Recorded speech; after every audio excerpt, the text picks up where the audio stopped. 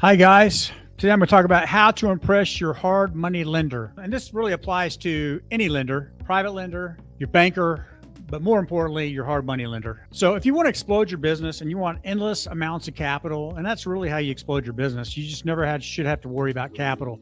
But if you really want endless amounts of capital, you really need to build trust with your lender, whoever that is. And so I'm going to give you 7 steps that will help you build that trust with your lender so you have unlimited access to capital. So we'll just start with number 1. Know your numbers. When you bring your numbers to a lender and they double check them, you need to be spot on, man, or you need to be very close. So I'll give you an example. I get people call me all the time, and a lot of this is newbies and stuff, but I like working with new people, but I find this happens almost 90% of the time. They'll come to me and they'll give me, I need 3 numbers. I need the purchase price, the rehab amount, and then the ARV, or the after repaired value. Immediately after I get the after repaired value, I go to Zillow, even while I'm on the phone with them, and I'll type it in and I'll look at the neighborhood. I'll see what's sold in the last 90 days to 6 months. And if they tell me $120,000 is the ARV, but nothing has ever sold in that neighborhood for over 90, I know they don't know their numbers. I know that they need some help. The other thing is the rehab budget. We get folks to bring us rehab budgets all the time, and almost always they're short. They're not enough money. So we'll get out on a property and we'll look at it, and we usually have you meet us out there with your rehab budget.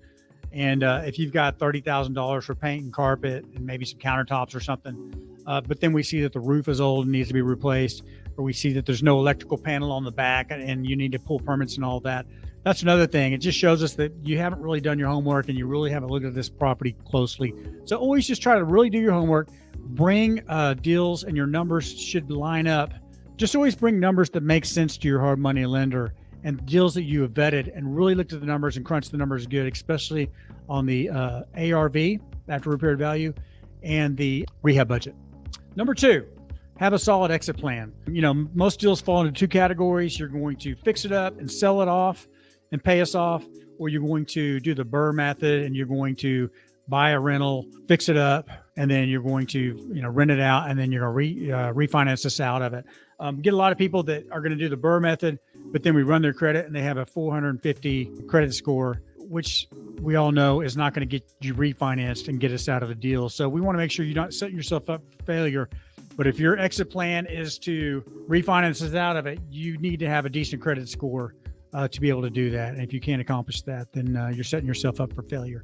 Number 3, have some skin in the game. Be ready, prepared to come with skin in the game. If you don't have 2 dimes to rub together and you want your lender, whether it's the bank or hard money lender, to bring 100% of the financing, that's usually not going to happen. I don't know many banks or hard money lenders that are going to do 100% financing.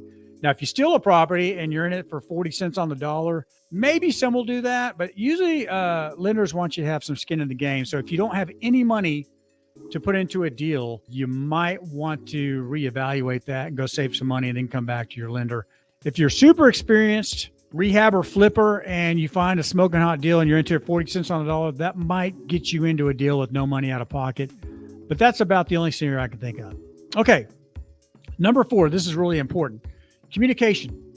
You've got to learn to be a good communicator with your lenders. Your lenders will like to know what's going on, where you at on the property? Are you following through with the plan?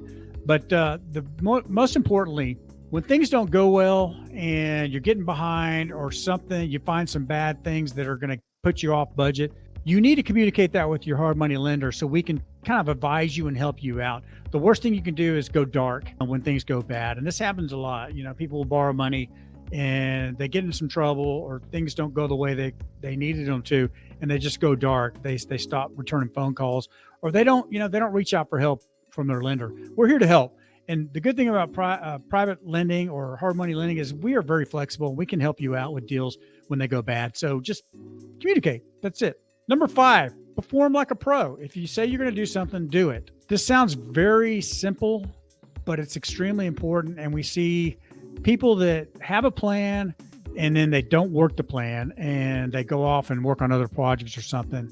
I'll give you another example. A guy that, came to me, he wanted to put his own rehab dollars into the deal.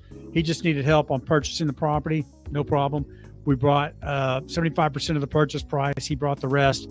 And then he was supposed to work the rehab plan with his own dollars. 6 months down the road, we checked back on him and checked back up with him, and he did not work on the property, didn't put any money into it. It was just sitting there. He went off and worked on another project. Not a great thing to do with your lender, let a property just sit there. If you have a plan that you guys agreed on, work the plan. That's all we ask. Point number 6 is kind of like point number 5, perform like a pro, do what you say you're going to do. Point number 6 is be consistent. You know, the more consistent you are, the more we want to loan you money. We just don't want any surprises. You have a plan, you work the plan, you give us good numbers, and you're just consistently performing like a pro. That's what we need. We need you to basically be consistent. And the more consistent you are, the more money we're going to throw at you, and the easier the deals are going to go. So we're building a relationship here, and we're trying to determine if you're consistent, if you can do things over and over again the same way. And if you can do that, we'll throw money at you, and you'll get more money than you can ever use probably. And my final point is number 7, ask for guidance. If you're a new flipper, fixer flipper, or you're trying to buy properties, but you're new, ask us for guidance. We love to guide people, help them get off the ground, get their businesses off the ground, and we're here to help. So if you have questions, or if you think something doesn't sound right from a realtor or a contractor, ask us and we'll be able to help you out with that. Ask for guidance. We love to help people. Kind of an ego thing for us. We like to help people out and show you how smart we are and all that. So don't be shy. Always ask for guidance from your lender. And that's where hard money lenders are a little bit better than banks. Those guys, you know, hard money lenders, most of us, we're real estate investors. We're in the trenches with you. We understand real estate. We understand basically what you're doing. A lot of bankers are finance guys. They never flipped a property before. So we can help you out with these things. We can help you get down the trenches and figure stuff out if you need help. So those are my 7 steps to impressing your hard money lender and just staying on good terms with your lender, because really that will build your business.